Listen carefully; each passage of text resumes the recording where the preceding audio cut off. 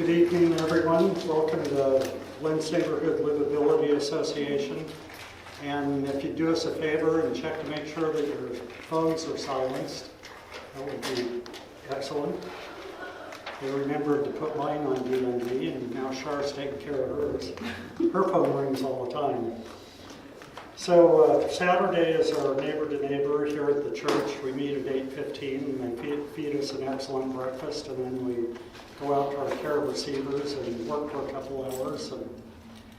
And then we have West Rock coming up. We're going to do it Saturday or Sunday? Probably Sunday if we're not worn out. Saturday. Saturday after. Yeah, Saturday. Just checking. Yeah.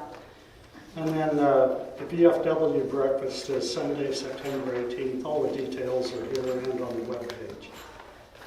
And without further ado, I'd like to turn the meeting over to our guest speaker, Lisa Campos, from Guardian Angels. Yes.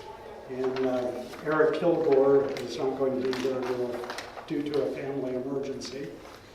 So if we run out of things to talk about here, we could see if they want to take us, if we could take them out on a walk through the neighborhood.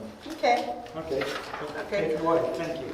Hi, everyone. My name is Lisa Campos, and the organization that we represent is the Portland Guardian Angels, or the Alliance of Guardian Angels. The Guardian Angels started back in 1979 in Brooklyn, New York, by a gentleman named Curtis Sliwa. Curtis Sliwa was a night manager at McDonald's, caught the subway train every night going to work, but he realized that the violence was much stronger and more prevalent in the evenings. And he went out every day after work. He cleaned the sidewalk. He would clean the stairs going to the train so that people went up the stairs going to McDonald's. It was cleaned. And he had all his employees keeping even the platform clean. And then he decided, well, we're going to start cleaning up Brooklyn. And we're going to pick up the garbage. The Guardian Angels back then were called the Rock Brigade because they were literally walking around with wheelbarrows. He was about 17, and he ordered people that worked for him at the management, clean up the streets. This is our neighborhood. And then at that point, when he saw the success of it and people actually getting involved to clean up their own neighborhoods, he decided, not only am I going to do that, but look at the trains. I'm riding the trains and everyone's getting mugged. And at that time, it was the subway number 14. That's what the subway number was. They called it the Muggers Express. Everyone knew on that train at night, you were probably going to get mugged. So you never carried a wallet. You put credit cards in each pockets.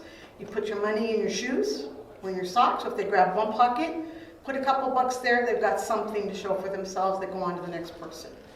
He decided, as Little Rock Brigade, these McDonald's employees, he was going to start having them ride the trains with him to confront the muggers and get them off the trains for everybody starting to go home at night.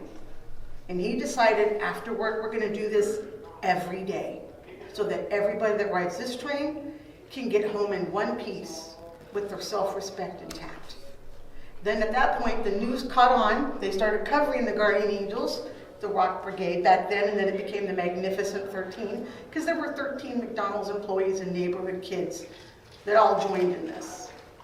Then when the news came upon us, a lady said, these are my Guardian Angels. And then hence the name changed to Guardian Angels, and no longer Magnificent 13, since it grew into the hundreds. It was a very young movement. And basically what it was doing is it was teaching the young kids of that day that you can get involved and not everyone is going to assume the worst about you. You're not troubled youth. You might be poor, you might be uneducated, you might have the whole world against you. But you can take your time and your energy and put it into something positive to bring yourself self-respect for yourself, your community, as well as everyone looking upon you as these kids are doing something amazing. And a lot of us grew up, we went into law careers, we became managers, we became good, and we learned how to respect our own community as well as ourselves. The Guardian Angels run in all different ages, all different races and religions. We don't really discriminate against anyone. We invite you in, and if you can't patrol, then we try to find something that you can do. The Guardian Angels, of course, started in New York. The second chapter was in LA. And then Curtis, at that point, spread across the country. I think the third chapter was here in Portland, Oregon, back in 1983. A homeless shelter, Baloney Joe's on Burnside, invited us to help the homeless people that were being jackrolled for their money. People knew on the 3rd they got their Social Security checks. So the minute they were junk, they would start rolling them for that cash. And we went out every night, checking on the homeless people, shaking them to make sure that they're not unconscious, making sure that we could see the money in the pocket, that they're okay. Or if they're not okay, then we're gonna get them to the Hooper Center or do whatever we have to do. And then we started moving on to the other higher crime neighborhoods, North Portland, Union Avenue, and we just stayed that way for 30 years. I've been doing it 30 years now. Joined when I was 18, back in 1983. Now I've got grandchildren. Are they doing it yet? No, too young. Once they see how much time, they're like, oh no, Grandma. Once a month, okay, but more than that, no. But yeah, we've got chapters in Japan, South Africa. We have chapters in Israel, in Brazil, in Mexico, and in Puerto Rico, in the Dominican Republic. So we try to have chapters where everybody wants a chapter, we do it. Like in Mexico, different than America. In Mexico, they can't patrol, they'll go to jail. So in Mexico, they are all first responders and volunteer firemen. They learn first aid, they learn how to rescue people from cliffs, all of that. But they know that they cannot patrol because of the laws there. And so we're looking at clears with all of the crime, all of the homeless, everything that's going on in the city of Portland. We're trying to hit Lents. We're trying to hit some other communities that are hit really hard with the gang violence, the shooting, as well as the homeless issue. It's here, it's in Old Town, it's in Park Rose, it's everywhere. And more people are showing up here. And there's not a lot that we can do about it other than what I have found. One of the things that works, and a gentleman in Old Town does it, is he tries to befriend a lot of homeless people. So that way when they get out of hand, he talks to them, kneels them by the name, like, Gary, you need to calm down, stop screaming. We have people walking during the day. Leave them alone. Here's some bottle of water. And some of them will say, okay, thank you. Thank you for seeing me. Thank you for giving me something, I'll leave. I just wanted someone to hear me. And they leave, and we address this guy whenever we see him on patrol. He now gives us a hug. We ask him, can we get you some water? Can we get you a snack? And he calms down, and he goes, yeah, that'd be nice. We always try to carry water in our backpack. But that's one of the ways that you can actually engage the homeless without becoming their friend. Just, do you need a bottle of water? You know, without opening the door for them to actually try and invest themselves in your life. There's also with the gang activity, being cognizant of it, where it's happening, and there's nothing that we can do too to solve all of it other than we need more people on the street. You guys need to watch out for each other. And even though there's police that can't react right now because of the way it's set up, they can't respond to every 911 call, make the call. Even if it's not an emergency, make the call so it's logged, so they can see the 911 call into different areas. If you sit and say, well, they're not going to come, they're not even going to, then they will never know that there's a problem until you make that call and it's on record. And then the stats go up because they're stat driven. They look at the stats. So you got to call them and tell them all the time. And be cognizant of your surroundings, especially when you're walking alone or when you're walking together, when you're in higher areas of homelessness, or there's the problem in your area of drugs. Walk in twos, but always watch your surroundings. Because a lot of the times people get hit because someone comes up from behind them. So you want to watch each other. Okay, now is there any questions that you guys have about the organization? Go Sharon. Yeah, we are definitely nonprofit, so none of us derive a salary. Not one of us makes a salary. We all do this because it's something that we want to do, and we want to help, and we're dedicated, and that's why we don't get paid. And we keep our nonprofit status perfect that way. Yep. We don't get a salary either. Yeah.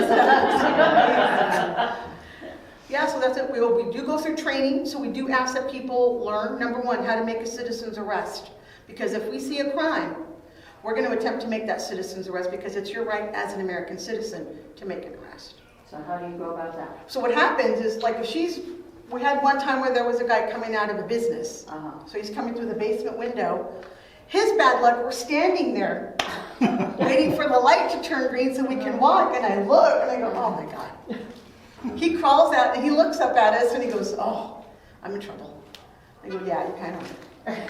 And at that point, I just look at him and say, so either you can sit here on the ground like a gentleman, nothing will happen, or you can get up and try to fight and we're going to take you down, hold you, but then everyone is staring at you and they know you did something wrong. So you have a choice. So he opted to sit. He said, I'll sit, I'll just wait for the police. And said, that's good. And when we do the arrest, all we say is, what is your name? We say, you're under arrest. You have the right to remain silent. And we suggest that you do that. We search them for any weapons and drugs. If they have weapons, if they have drugs stays on them, we don't touch them. We let the police do that. But if they have a weapon for our safety, we remove the weapon and set it to the side. And then the police come and take the weapon, and they take the gentleman in custody, and then usually we just have to go and testify in court at a later date, where the police sometimes will say, we don't need your testimony. It's obvious. Well, You're nowadays, just gonna if go. you call 911, you're on hold, or you're... You are, and that's really frustrating. I'm not going to say it's not, it is. Even when we've had to call, it's frustrating. But at least we know when we get that live person, we want that record of our phone call and what happened, so that they know there's a problem in that area. We want to build that, so if you guys keep having strange people come through your area, start making calls. Because if it's the same person, he could be casing the neighborhood in general. Oh, yeah. So you want to make those calls and be cognizant of that. Yeah, and then we also do first aid CPR. We want our angels to be first aid CPR certified. Only because the majority of if we have to do first aid CPR, it's really never CPR. Not many people have a heart attack in front of us. It's first aid. They're drunk, they got in a fight, they're bleeding, or we just find them unconscious. First aid is huge. Well, Eric, who didn't come this evening, he'll be coming, I think, in November. He was going to bring Narcan.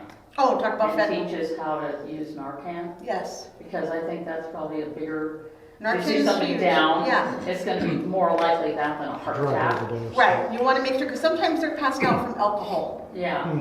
Or it could be, if it's heroin, you still use a Narcan. Yeah. But well, alcohol sometimes you can smell. it's alcohol, and you're just, they get Yeah. so drunk Yeah. that they just can barely walk, and then Yeah. you're trying to hold them up as you walk them down the street to find them a place to sit. And there's no guarantee they're going to stay there. Yeah. So you have to coerce them to stay there. Yeah. How many guardian angels? 3 right now in Portland. I thought probably there was a We small had group. more, and then COVID came, so there were angels that said, I'm not going to patrol during COVID. I am meeting strangers I don't even know, dealing with the homeless population and criminals. I'm lucky they take a bath.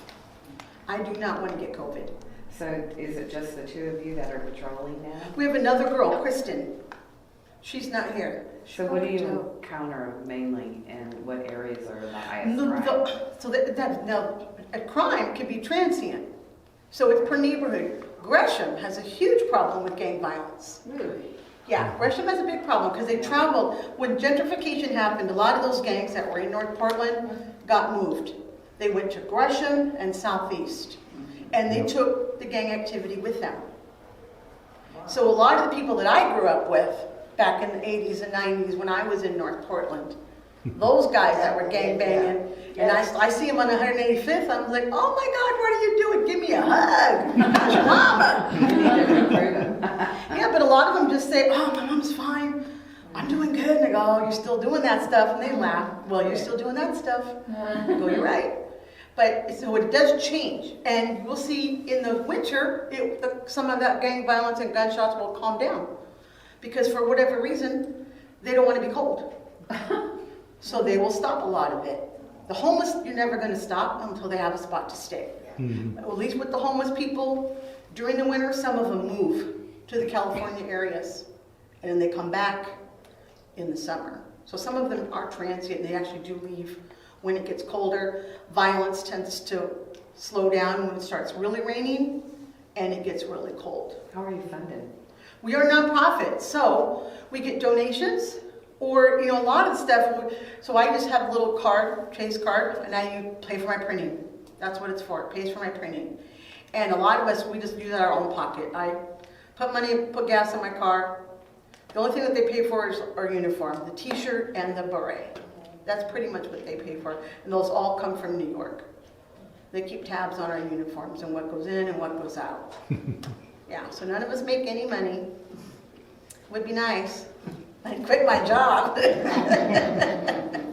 So what are you seeing mainly in Portland here? You mostly see, you don't see a lot of the gun violence. Most of the gun violence happens at night. And it's driving. They're not walking around with the guns in their hand. You know, you used to see that back in the 80s and 90s where they did. And it was very open.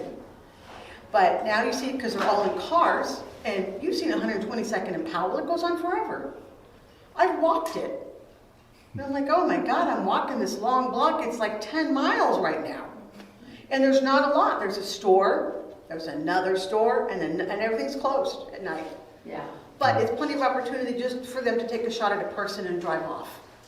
Stark has it, Division has it, Powell, Foster, Holgate, they all have it. And when you go to Gresham, it's the same thing. Stark, Gleason, Powell, and then Burnside, out at 168th to 185th with 200, all have it. It's not prolific. You're not going to see them running around in groups, you know, but it is sporadic. And sometimes it's when there's an apartment complex that might have a lot of gang members or people dealing drugs. And so that's where crime is going to congregate, to those that are doing that. Do you do much here in Lents? I do measure. Much. Oh, Much. Do you do the operations here in Lents very often? we patrol Lents on Where at? Saturdays. Oh, okay. So we've hit 122nd in Powell, because someone called us and said, there's a motel here. I live across the street, and there's all drug addicts living in the whole thing. So I said, we'll be over. Is Yeah. that the That motel? Central City concern? No. I don't know who owns the motel. It doesn't look like they do. Because Okay, it's everyone not a has motel. blankets in the window, and there's Yeah, people no, fixing that's- their cars. Yeah, no, that's different. Yeah, it's right by a little marijuana store. It's right there on 122nd and Powell. I think that ended up on our page. I believe I saw that picture of It's that really, of that area. It's a whole motel, it's probably like Yeah. eight rooms. Yeah. But there's just broken down cars across the street in the parking lot. We go through there and I would stop and say hi to them and just say we're in the area, so you know what we're doing, and don't do any violent crimes. Don't break into anything, because if we see you, we will stop it. They just kind of stare, like, what? They go, yeah. They go, but if you need help, you can call me. I will come. So you have that avenue too. Sometimes they're a little like, no, I'm not going to call you. And others will say, okay, thanks. I'll take your business card. But yeah, we hit 100, and then we hit around the Boys and Girls Club in Lents. Oh, good. Waddles? Yeah, Yeah. we do around there because there's a little path Yeah. that goes behind some of the apartment The complexes. MPP. So we go on there, we hit that path too, so that people that are all congregating behind the complexes, just standing there, can see us, and they'll interact. What do you do? Oh my God, I haven't seen you here, I didn't know you were here. And they go, yeah, we're in the neighborhood, so if we see something, we're gonna be calling. And they go, oh, okay, that's cool. Just FYI, because we are on a lot of Lents borders, Clackamas Yeah. County, there's a lot of crime that's moving to that border. In fact, it goes right up into the border. Uh-huh, And then on the other side, it's Clackamas County, and you don't see anything. yeah. You see it right up into that Stops. street. It's just like Portland and Southwest Portland, Mhm. stops. Yeah. So Yes. there are quite a few areas that I'd like to talk to you about. Yeah. That it would be really nice to have this kind of interaction. Probably you've seen coming up NAP, Yeah, yeah. what's going on there, and it's just, Well, even once you get We're off, facing once you get that. off the freeway, Yeah. and you're coming to up here, Yeah. and then you hit the tents, but then you can see the trail, and you're like, oh, there's the trail. Everyone goes down, and there's all the tents. Mhm. That's bad. Yeah. You know, and I saw that they put all those rocks up to keep the homeless from under the underpath, but Yeah. they're back with tents. Yeah. Under I-205 over Yeah. here. Yeah. Yeah. Years ago, it was just nothing but tents. Yeah. Now, where the rocks are, there's no tent, but where there's a clearing, there's Uh-huh. a tent. And I get it. It keeps you're shaded. You're not going to get wet. But still, I do see where it creates crime because they are panhandling and creating nuisance. I've seen some of them screaming.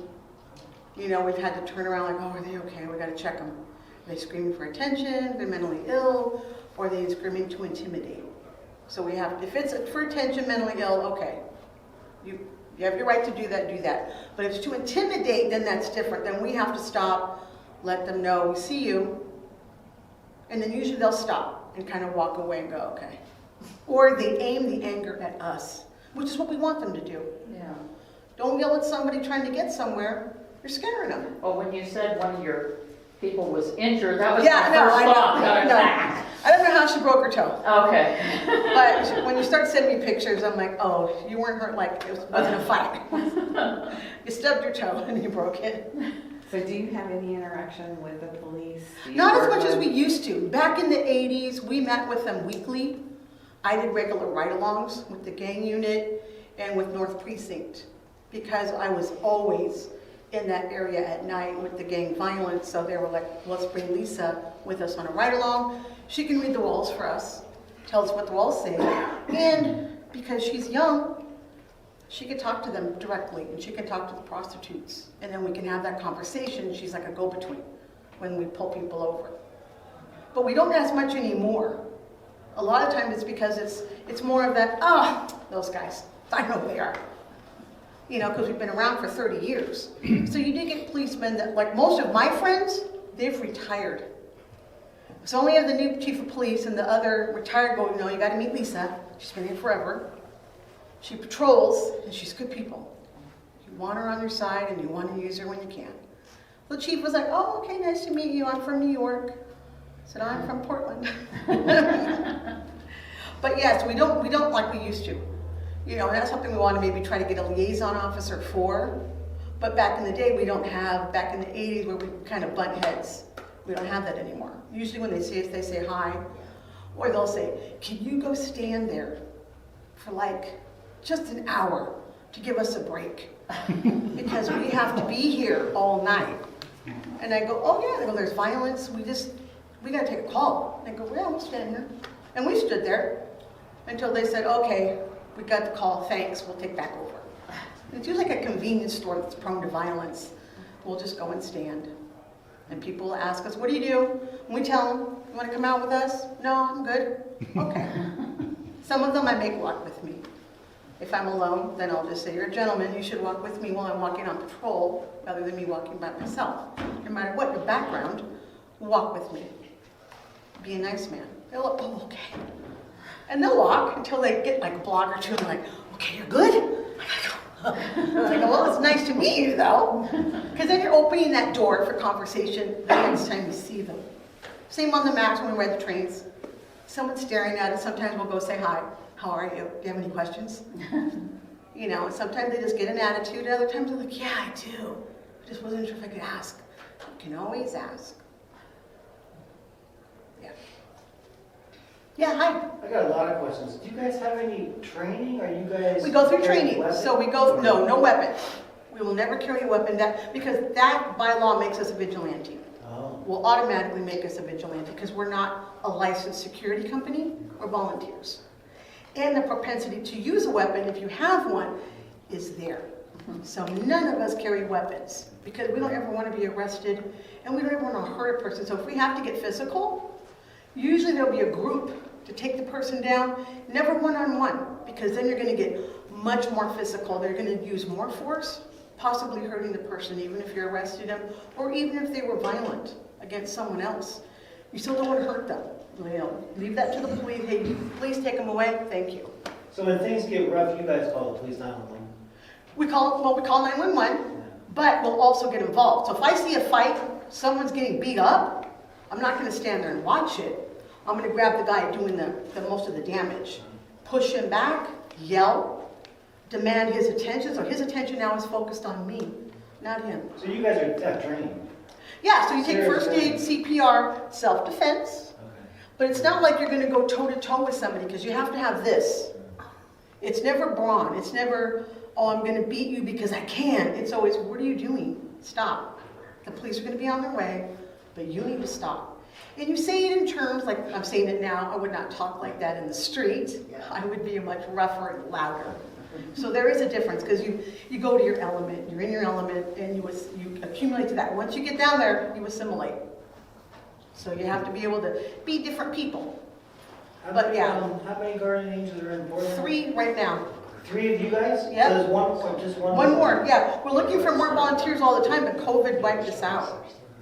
COVID really hit us. People got COVID, and then people that want to come out because of the homeless population and the criminal population. They said, most of them don't have injections or vaccines. I don't want to be around them because my likelihood to get it is really high. So when I just said, yeah, I get it. I can't blame you. Do you guys have people calling you to volunteer, or? Not that often.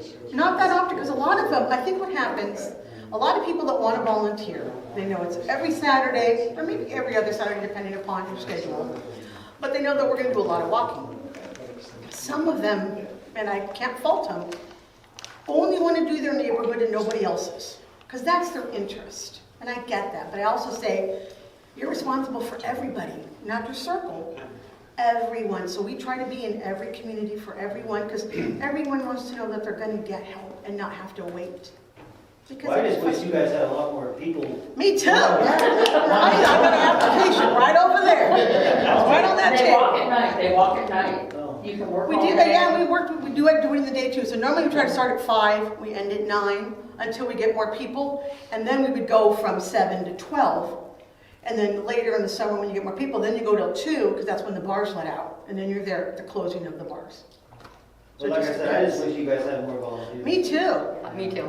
Yeah, because it's a lot to spend every Saturday doing this. So do you ever work with Portland Street Response? Have you had any contact? I haven't worked with them at all yet. I know that some people have told us, hey, we wish that you could use them. I go, but where are they? I mean, we're here, but I can't call them and I can't wait for them to come.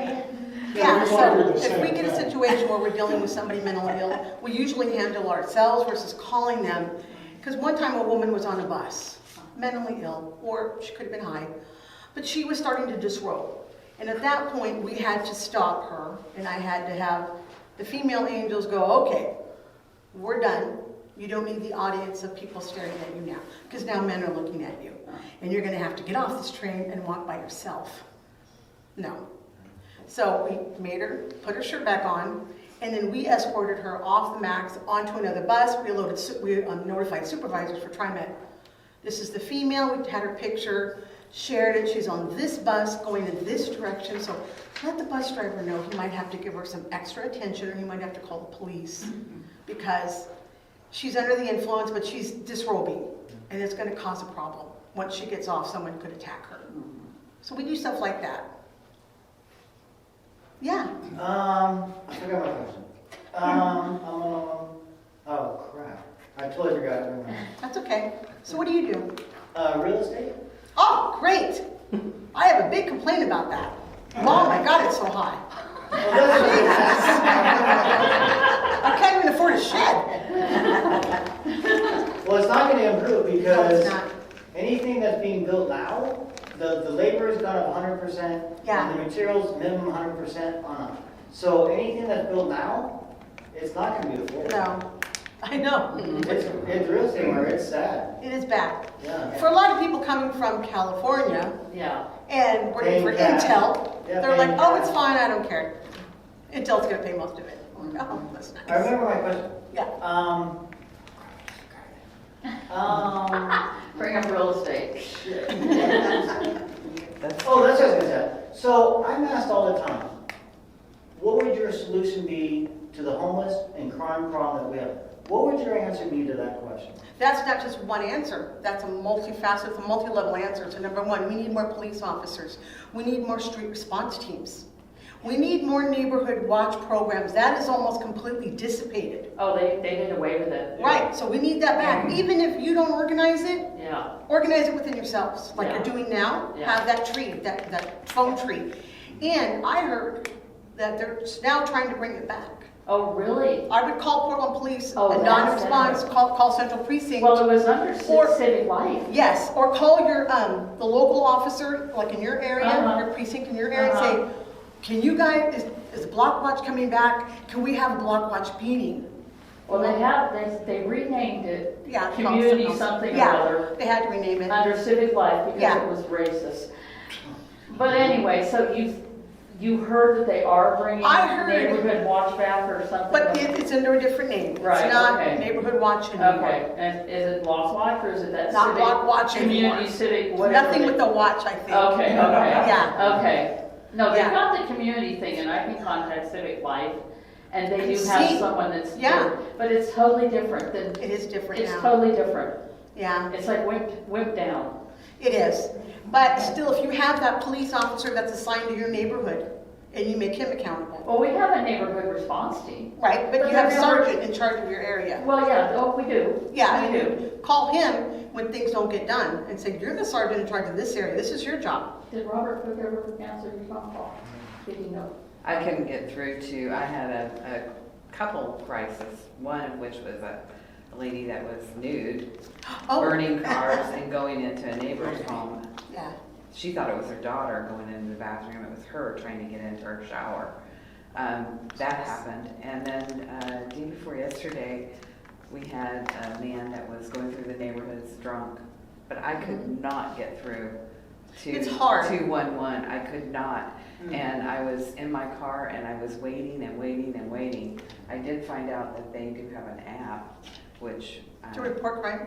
and it's also at 311. Mhm. So I wish I'd have known you guys were here because I just Yeah. organized a block party for our neighborhood. Oh, nice. Live bands. We get Yeah. all of our neighbors out on the street. I can get down. I know how. And yeah, and it was great. It is but I would nice. love anybody that's doing this Yeah. work. I mean, you And invite, women are like, yeah, great. definitely invite the neighborhood response teams that handle with crisis. I know that they're actively trying to hire more people because they don't have enough officers for these guys. Just don't have enough of them. Well, they started here in Lents. Yeah. And then they took them out of Lents and went to their other neighborhoods. So Right. we don't see them that And they're often supposed to be anymore. like driving around, but they have so many calls. Yeah. You know, don't they now have the officers that write reports for the police? They come out and they'll try and do that for you, and then now they're saying, well, you can go online and do your own. Oh, yeah, no, you can't get a police officer to Yeah, report. because they're no. like, we're You just go online, understaffed. yeah. Way understaffed. Yeah. Well, I guess one of my concerns is I would not, I mean, I'm pretty brave, Mhm. but I don't know if I would feel comfortable doing what you do. Right. I have a lot of respect for that Oh, thank you. and Yeah. what you're doing. I mean, I probably would be bold enough to do something like that, but in this environment here in this neighborhood, Yeah. it is very unpredictable. It is, and that's, Because people are but you have high. that, and that's where you have the wherewithal. So you know, like, if I can be saying hi to you, you're so nice, let's have a conversation, and then next thing you trip on me. And I go, oh, okay, mental health issue. Okay, didn't know we had that issue. But then, instead of getting mad, or instead of backing up, I might say, oh, I'm sorry, did I offend you? I apologize. I'm really sorry. And you talk them down. It doesn't always work, but it's there, and you get that one-on-one training, like when we go into gang neighborhoods. You know, we talk, but one thing I tell my partners that come in, never use a $2 word, want a 50-cent vocabulary. Because then you're showing them, to some of them, you're showing them that you're more intelligent than they are, and they feel dismissed or demeaned, Right. and they get very offended. So I just tell them, no, when you're in a high gang area, say, hey, what's happening, what's up, how are you doing? You gotta be very down to earth, very real, because they will pick up on superficial so quickly. So if you're calling, like saying hi to say hi, and kind of go, oh God, what are those? Oh, they get lit. They get mad. Oh, I just saw you dismiss me. So you have to know, read your room, and then know the areas you're going into, and always have that wherewithal within yourself. I have to be able to do different things mentally with different people, and you start learning quickly how to do that. Because you're dealing with all walks of life on the street, on the buses, in the communities. Yeah. But you could do it. You could. You could do it.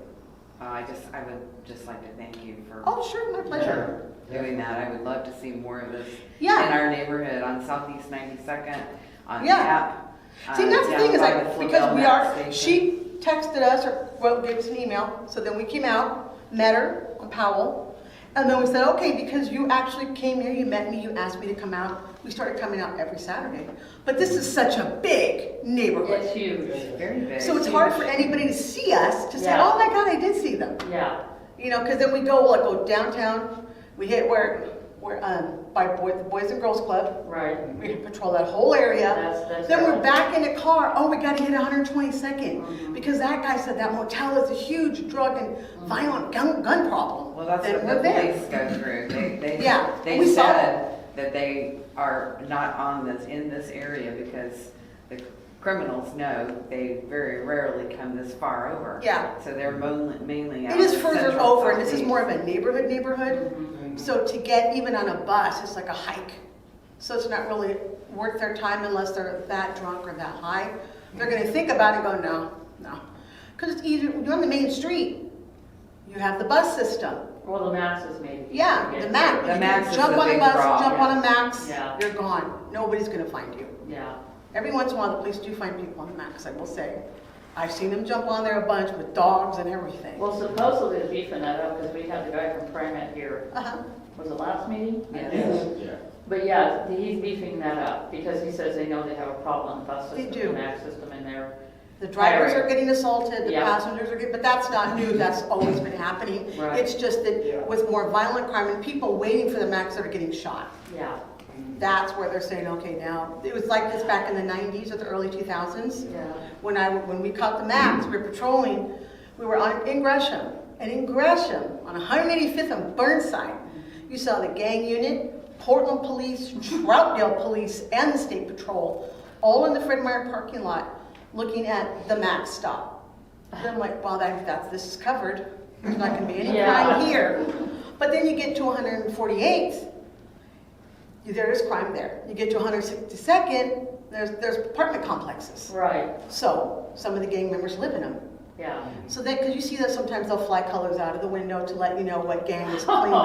That was back in the day, but I remember riding the Max and the state trooper got on. A long time ago, and he's checking bus fares. Uh-huh.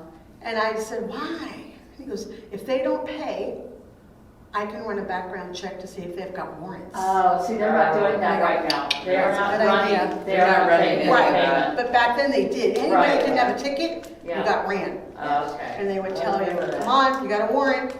Oh, They don't do it now, but I wouldn't put it past them starting it up again once we get a new mayor. Yeah, yeah, because they're not doing any warrant checks. They stopped doing that years ago. Yeah, they did. On the path, on the spring water, they were running them all the time. Yeah, Yeah, they that's became not too much. a police issue, it's a district attorney issue. Oh, yeah, that We guy. need a different DA, Yeah, because he's the one that's told him, and I'm not gonna, talks about the workload. yeah. Yeah, Don't even bring someone that's just for a warrant. but that warrant could be for murder. I know. Could be. But that's the thing is that, right now, things have changed. Politically, crime-wise, Yeah. all of it's changed, and we're all feeling the brunt of it. And that's where I feel bad, because at the same time, I don't want to see anybody homeless. Yeah. And I want them to be able to live in that tent, free of harm, free unto themselves. And I'll give you water. And in the winter, we give them hats and gloves and hand warmers so they don't die of hypothermia. But at the same time, I tell them, you have to respect the rights of everybody else that has a home, that has an apartment, that wants to live a quality of life.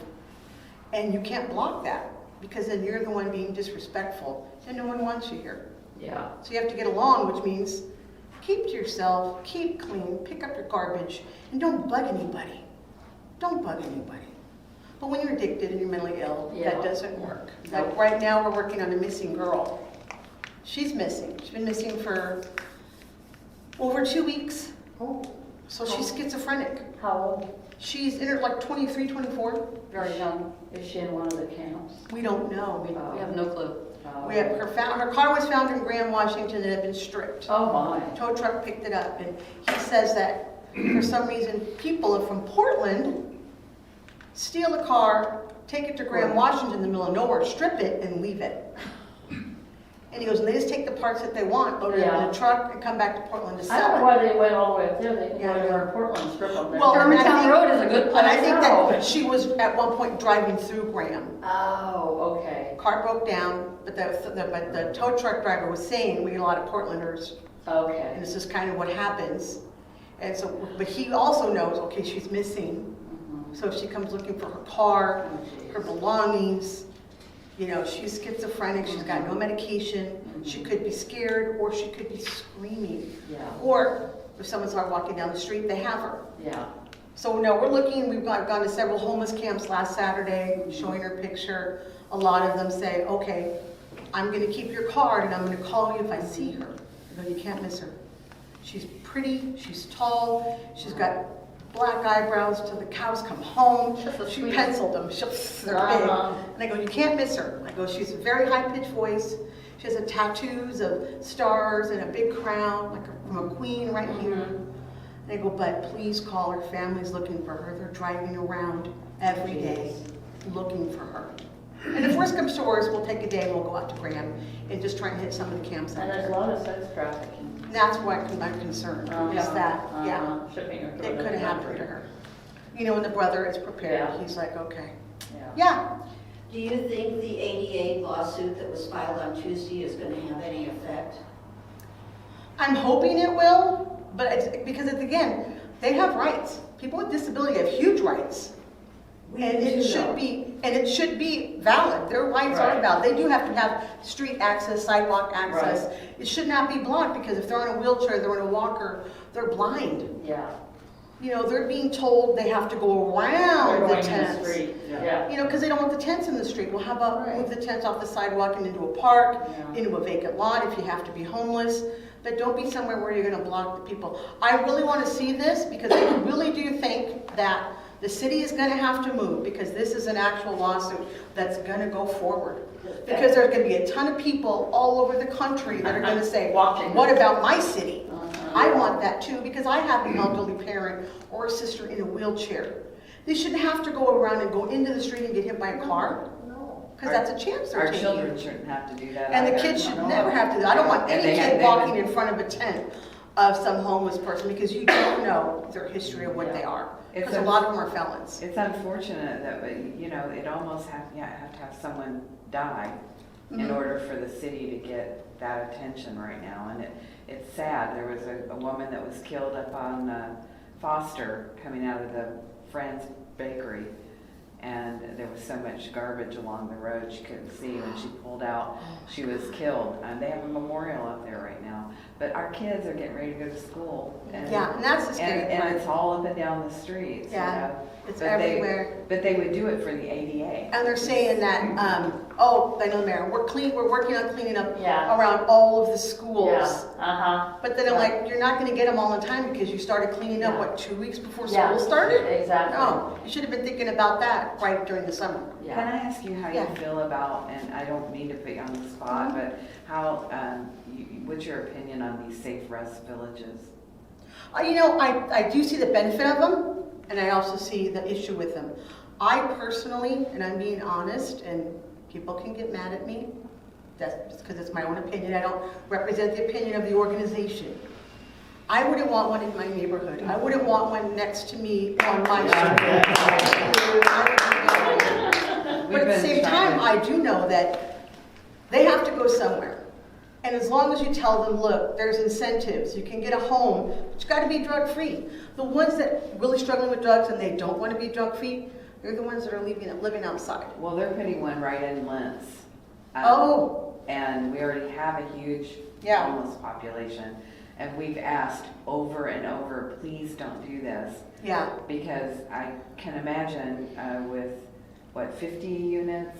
They're trying 50 to 60 50 pods. to 60 pods without any, No you know, rules. vetting of who's going to See, be in and you there. should be, and what they say is that they say that we do vet them, they have to be drug-free, alcohol-free. They're not going to vet But there's them. no guarantee. They're not There's even doing never. that. They're They're not. not even doing that. No, they are going to be the high, what do you call it? High barrier, low Service resistant people is Oh. what we're getting in Lents, which is See, the and that's one- not fair. I know it's not. That's I not fair. agree. Because then basically what they're saying is because Yes. you're Lents. Yes, Right. You can put up with it because you're Yes. used to it. yeah. Right. And that's not fair, and it's not right.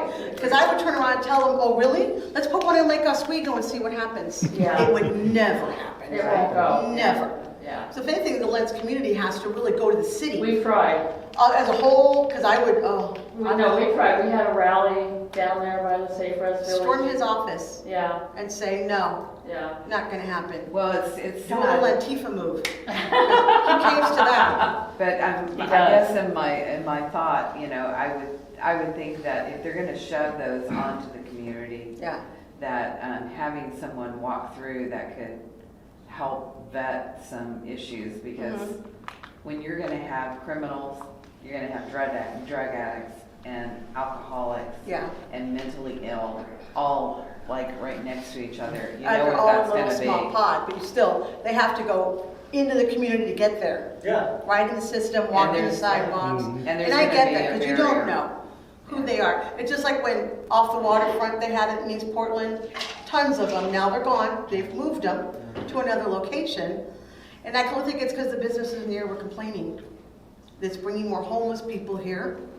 We're losing customers because the people that can't get a pod are sleeping around it. Same on Interstate. They have pods out there. The ones that can't get the pods are sleeping all along the streets of it. I was just curious how you felt about that. 'Cause It's tough. It's kind of the same sentiment Yeah. from a lot of people, but I mean, I feel bad for they're them. still putting it in there. You know? Yeah, but I wouldn't want my children around it. I wouldn't want to be around it because I would be afraid if my kids are alone, you know, could one of those guys from those pods hurt my child? Right. Or if I'm walking down the street, would they come at me? You just don't know. So you would want to say, okay, you want a pod? Let's get security. I want security in that pod. And you can pay for it. They can get grant money, whatever it is, but we want security in that pod with them. And get cameras. And they're not doing any of that. It's Right. gonna be a nonprofit running it, Mhm. low barrier. We We tried- haven't gotten any criteria. Yeah, we for tried it. to get a contract with the city, with the neighborhood. A good neighborhood A good agreement. neighborhood agreement, and the city refused. Yeah. Basic requirements, the neighbors were asking the city, and the city refused to sign a good neighbor contract. Right. I don't think We'll we're work signing up on it, we'll anybody. work on it later, they told me. So there is a happy ending for someone in this. The operators of these villages are getting about $3 million a year to operate a village.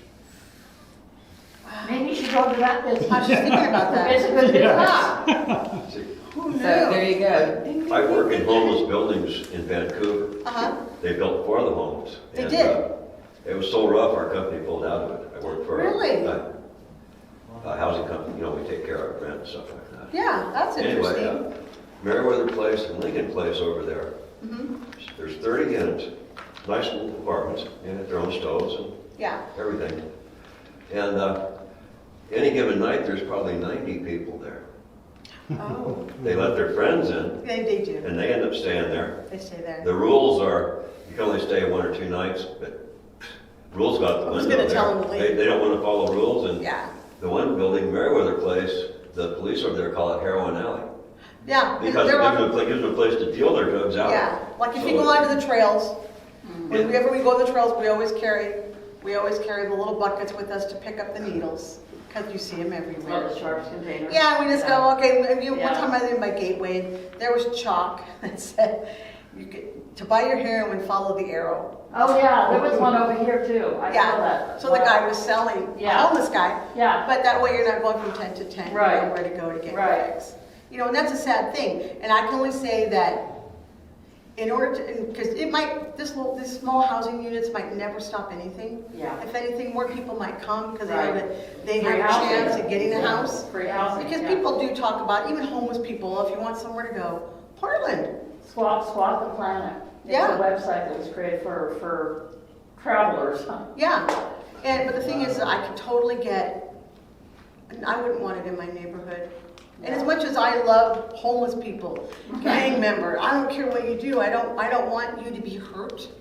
I don't want anybody to cause you harm. But at the end of the day, I still have to think about my family. Well, this is addressing nothing. Right. There's thousands of people out here that Oh, are yeah. doing 50, 60 pods. They should find a large land Yeah, mass and buy it. and say, And just run okay. it. And say, you know what, taxpayers Yeah. aren't gonna pay for this, we're gonna get grants. Yeah. There are so much grants out there and Oh, they're philanthropic they're people. throwing money away. Let's not tax them and say, They're oh, we throwing want you money to away. pay taxes. Yeah. No. Yeah, they're throwing money away. Yeah, and it's tough. I can't believe that. It's just so hard because I know that they talked about the pods, Mhm. and in the beginning they weren't going to release the locations Yes. it was because they knew the secret. neighbors would get mad. Well, that was at, what was it, Shelters to Continuum thing? Mhm. That's what they originally called it. Yeah. I did a survey on that. I got over 5,000 people answering that survey, and every one of them knew all about it. They were all for it. When they started placing these pods, people were screaming, we didn't know this was coming to our neighborhood, what happened? And it's like, I put out a survey to let you guys know what the city was up to. But they, yeah. Yeah, and that's tough, you know, because you just know, hope to God, doesn't affect you too badly, but if it does, again, you scream and yell. You call City Hall as much as you can, you call Housing Authority, you call everybody that will listen, and you never stop. Never stop. Because they know if they ignore you long enough, you might give up. Yeah. But if you let them know, I'm not giving up, I'm not going away. Well, Menlo Park is getting there, so there's a setup last week. Yes. You know where that one is? Yeah. And she said there's already satellite cameras around it. Oh, good, see? So it's like, Some people don't want it. They don't want the cameras. They feel like it's intrusive on their yes, privacy. yeah, the camera. But Yeah. I'm Too more, bad. my take is, and again, it's my personal take, you're being given a gift. Yeah, So this isn't completely free. yeah. Did they have cameras over at Menlo Park? Do you know? 'Cause I don't they- think so. I don't think so. Most either. of them don't. Yeah, I don't think they do because They have Wi-Fi, Yeah. but they don't have cameras. Oh, yeah, no, they have their own phones and Yeah. yeah, they have all that, but I'm just saying, as far as security for these Right. places, it's I don't think just a so, no. nonprofit running them, They're supposed to have somebody on site 24/7. that lives Yeah. there, Yeah, you know, and then you Yeah. hope to God that they take what they do yeah, because seriously. that's Cultivate Initiative running that one. Yeah, because you want that. You want, if someone's going to be there, you want them to be just as involved in getting the bad ones out. Right. So a good one can come in Yeah. that wants to make that change. Yeah. Yeah. What happens though, we tried that to get that too. VHA, Vancouver Housing Authority, said they couldn't afford security. Well, yeah, of course. So it gets people off the street, but it also creates a lot more problems. Oh, it does. I mean, you see, like, we were on When patrol. there's no rules. Yeah, last weekend we're on Grand. Folks, we're looking for the missing girl. So there's a big homeless population on Grand because there's a little restaurant they can go and eat at, full kitchen. And when you go past that housing, it's an apartment. They have pictures of everybody that's been 86'd off the property. Oh, Yeah. And they're like, oh yeah, criminal. now that's against their rules, because They they don't don't even care. post criminal pictures on They the do not sites care. anymore. When the management is so sick of it, Oh, good. they will post your photo and Oh, say, good. do not let this person in if you live here. And where's Do it not- on Brandon what? It's right there on Grand off of MLK. Oh, okay. There's a little place where they have AA meetings, and then there's a Okay. little soup kitchen they can go, and they all Okay. gather there for lunch, Right. and for dinner. Okay. And then they kind of disperse, but a lot of them just live on the street in the area. Right. It's the place that they can go for a hot meal. Right. But there's a couple apartment complexes around that are low income. Yeah. And they have no problem posting pictures. They just said, That's you know, funny. tear it down if you want, we're just gonna put it right back up. Yeah, good. How long is your training session? It depends. So you normally we want to say a physical 3 months, never more than that. And we have found out, like in the beginning when we first started doing Guardian Angels, it was so everybody wanted to fight you. Everybody wanted to challenge you to see if mentally you were that strong. Uh-huh. So my training was almost a year because we had so many people wanting to fight us, challenge us when we were walking through Portland. Now, training meant physically, hardly ever, because we never get involved in it. So we're just, if someone's yelling and screaming, let me take care of it. I walk over and I yell down the street because there was 2 criminals that I'd seen before. So I yell, here I come. Here comes Lisa. And then they go, oh. They stop and they go, it's Lisa. It's okay. And then I say, what are you guys doing? They go, nothing. I tell him, I go, it's so good to see you. I haven't seen you in a while. And he goes, yeah. And he goes, so where you been? I haven't seen you like, what, 10 years? 10 years, I think. He goes, I've been out of state. I go, that means the penitentiary, Yeah. right? And he goes, yeah. I've been out of state. And I go, okay. I go, so how's your mom? And he goes, oh, my mom's good. Thanks for asking. And I tell her I said hi. He goes, okay. And I go, so what are you going to do for a job? Are you going to get a job? He's like, well, I go, because you can't hang out here. That's part of your probation. He goes, yeah. I go, I gave him my number, and I said, here's my number. I'm going to help you find maybe a part-time job somewhere that you can re-educate yourself on the working force. But I'll help you, but I want you to call me. And I know you're serious. If you don't call me, then when I see you, I'll say hi. I won't disrespect you, but I'll know that you really don't want to change. Yeah. And he goes, I got a lot going on emotionally. I got a lot. And I go, then I'll meet you after patrol. Do you ever We meet can have coffee. anybody that wants to get off the street? No. Okay. No? I'm just asking. for No, it's a me. good question. I We can haven't. refer by the I have legal had center, people so- come up to me after Uh-huh. and say, oh, when I was this age, this happened to me and you were there. And that changed me. That made me change. And then I just look at them like, I don't know you. Uh-huh. But yeah, there was one girl that was a victim of domestic violence. She was like 16, 17. She was on the train. I rode the train too, and apparently her boyfriend would beat her up all the time. He was a gang member. And then one day when she was crying, I stepped in the middle and I said, no, you're not going to put a hand on this girl. She's pregnant. And he's like, well, she's mine. And I go, no.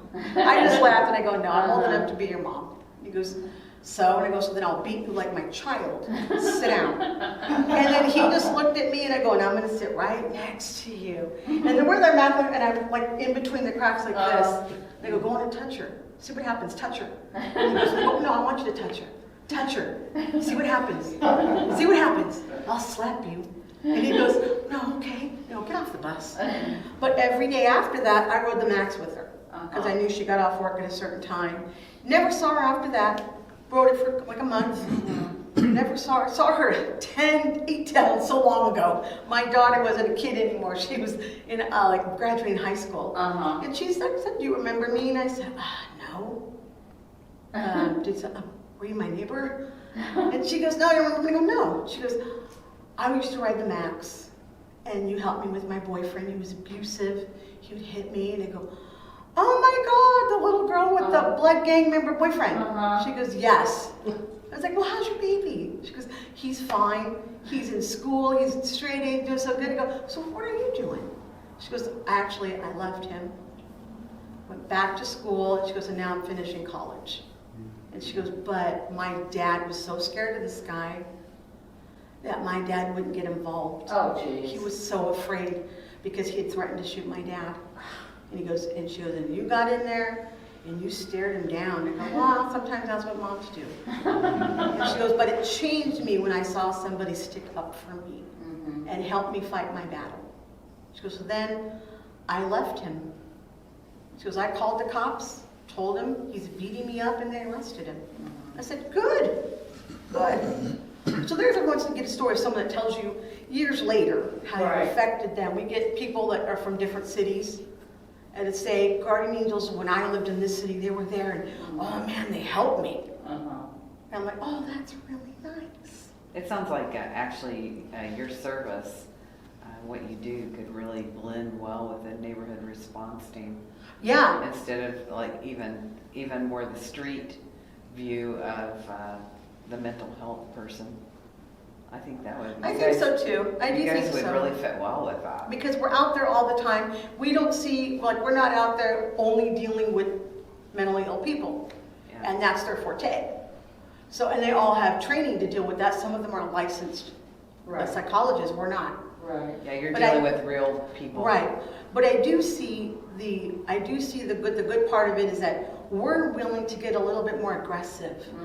Because sometimes to be passive and to say, I hear you. Well, working I hear for the your city, anger. working It for the doesn't city, work. you've got all these criteria you have to fit in anyway. Yeah, it is. And because we're a little bit more old school and grassroots, you know, where we've had some people say, well, no, you should say, I recognize you. I see you. And I go, no, I'm not going to say that. I'm going to say, knock it off. You're going to piss me off. And then when I start getting louder, then they start saying, okay, she's serious. And then I start, if you want to talk to me, let's talk. And tell me what's wrong. But if not, leave. Leave. Because I'll call the police. And you don't want me calling, because they will come. Because they know I'll make a scene. And then they're like, usually they'll leave, and they go, okay, I get it. And some of them actually sit and talk, and they say, this is what's bugging me. I go, why didn't you just say that? What is wrong with you? No communication, man. And like, yeah, I get it. But yeah, I think working with them would be great. Even working with other agencies would be great. We're just considered more controversial, so a lot of city organizations don't really want to affiliate with us. You should work with We Heart Seattle or We Heart Portland. They call themselves disruptors. Yeah. Yeah, seriously. They're in action. We were down in the Pearl this couple weekends ago, David, Yes. when they were down there cleaning up around homeless camps. Yeah. Oh my, that gal. See, and that's good, because we would Yeah. want that, like, we have no problem going in and even like taking a day, pick a street, let's clean it up. Uh-huh, Let's paint some of the buildings that have graffiti. Let's Uh-huh. beautify Lents Yeah. neighborhood again. yeah, Because then, sometimes, even though it takes a while, people start seeing how much that you respect your communities. right. And you're not gonna let it run down. Sometimes that plants that seed that says, I shouldn't either, because I live here, or I have to be here all the time. It's so fun. So yeah, because there's nothing wrong with like you guys getting together and having a neighborhood cleanup or build up the businesses again, get the graffiti off the businesses. Yeah. So that it looks like everyone cares about the community and no building looks like it's abandoned because there's so much graffiti. There's a lot of graffiti. There's a lot. Yeah. A lot of litter, Yeah. a lot of graffiti. Yeah, And I mean, the whole thing is, well, it's Lents. yeah, You know, no, it's not Lents, it's a neighborhood. Yeah. People live there. That's okay. Don't just damn them. It's like when people went North Portland. Oh, it's North Portland. yeah, Ugh, exactly. don't even go over there. They're not worth Exactly. it. You know, but then you have people that live there that were actually invested in the community. Everybody knew everybody's name. Mhm. You could sit on the front porch and everyone's like, hi, how are you? Yeah, And even a gang member, you'd say, how are you? And you go, oh, I'm fine, thank you for asking. Okay, well, keep walking, don't stop here. You yeah, can't sell anything here, you Yeah, gotta, and they would go, oh, yes, ma'am, okay. uh-huh, You know, but it's that community mentality that we have to get back of helping each other, yeah, knowing each other, and just be willing to do something a little bit extra for somebody. well, David and I had an incident, what was that, 2 years ago, David, down in Max? Yeah, got that. When they had a tent down there, but this gal came running out of the tent and her boyfriend he was an abuser. And she came out asking for help, she wanted me to call the police, so I called the police. And I got between her and the boyfriend, and David was afraid for my life because he thought the guy was gonna take me out. He Yeah. didn't. He didn't. I just stood Yeah. up to him, and most of these guys are just bullies. Yeah, they are. They're They are. not that strong, they're just bullies. I was married to one, I knew what it was about, so, Yeah. not this guy, the other one. We all look at them. Yeah, wow, yeah. So getting no, ready. I just stood up to him and just said, you're not touching her. And then some driver came by, it was funny because he was still being very aggressive. Not to me, but he was trying to stay out of her way, get out of Yeah. her way, she's mine kind of crap. Oh, yeah. And I just kept getting between them.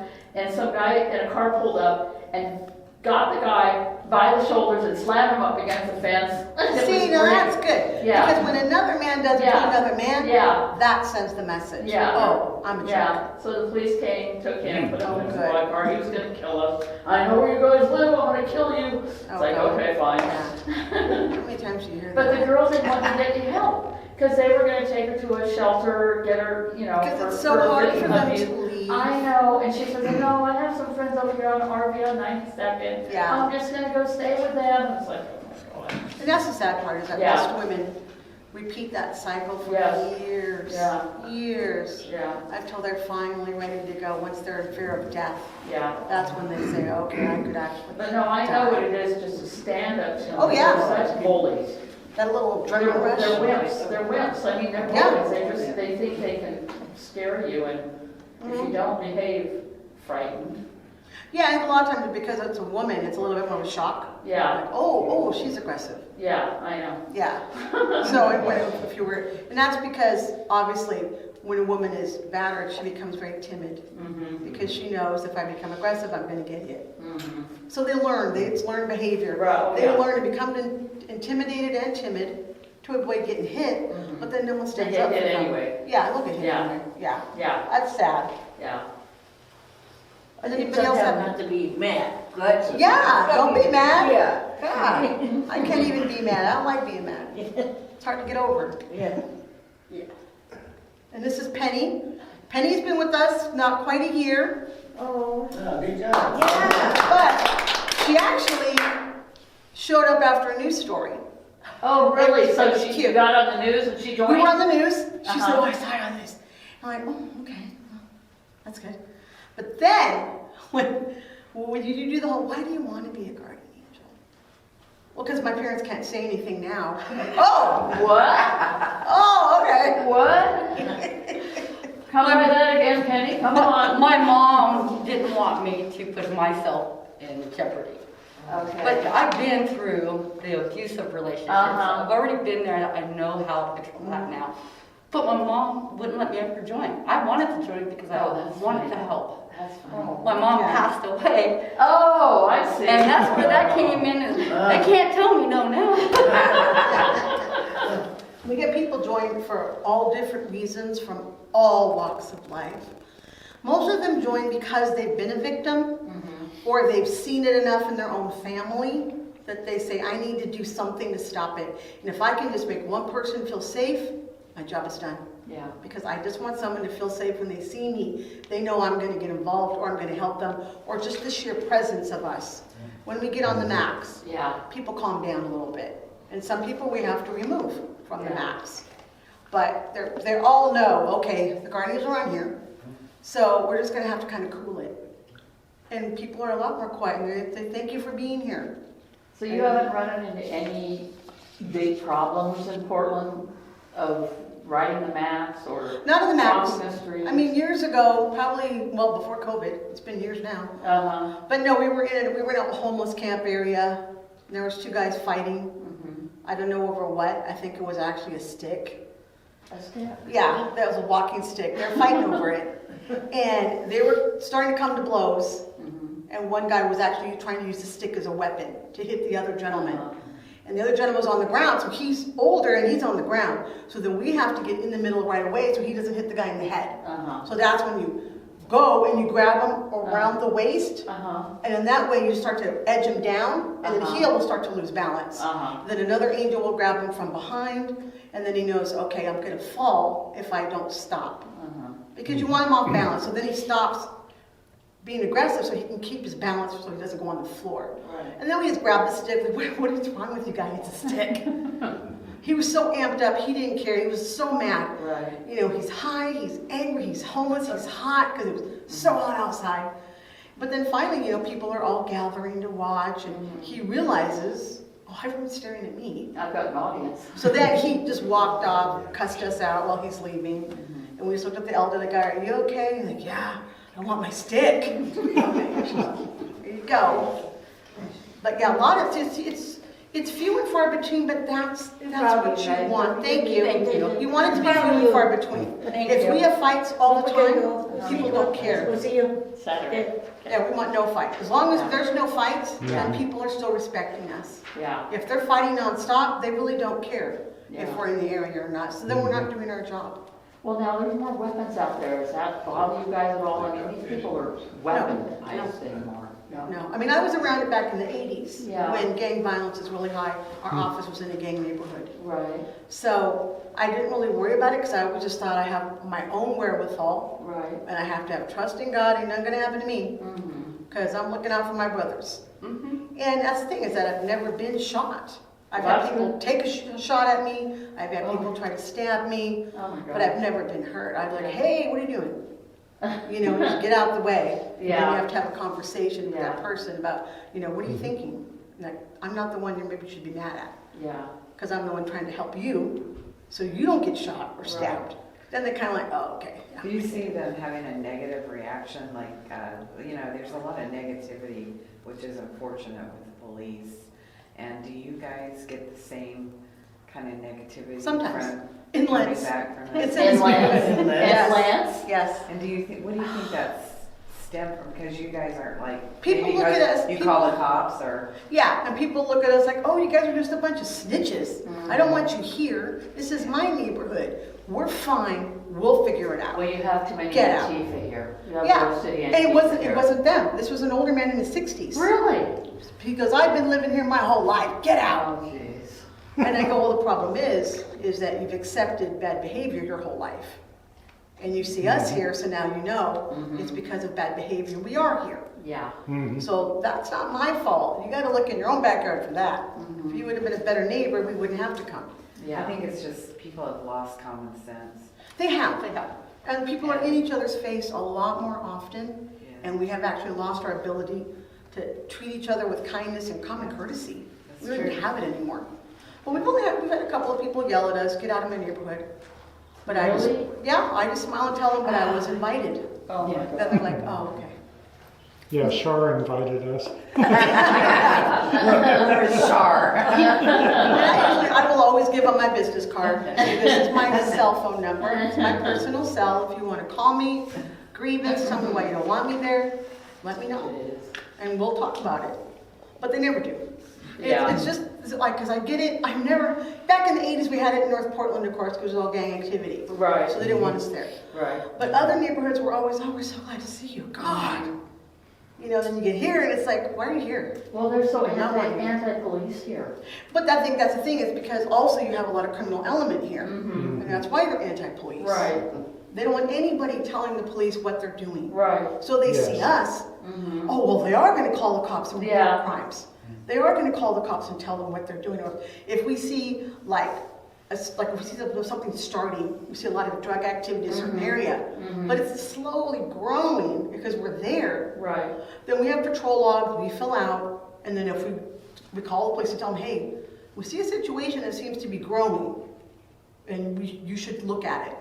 Then, oh, okay. Do they have the manpower to even do that anymore? Sometimes they do. You know, Okay. it's if they get a chance, they will. Because I've called them to say, hey, this apartment complex is for 55 and up, Uh-huh. but I see prostitutes going in there. Right. Then they're like, what? And they go, yeah.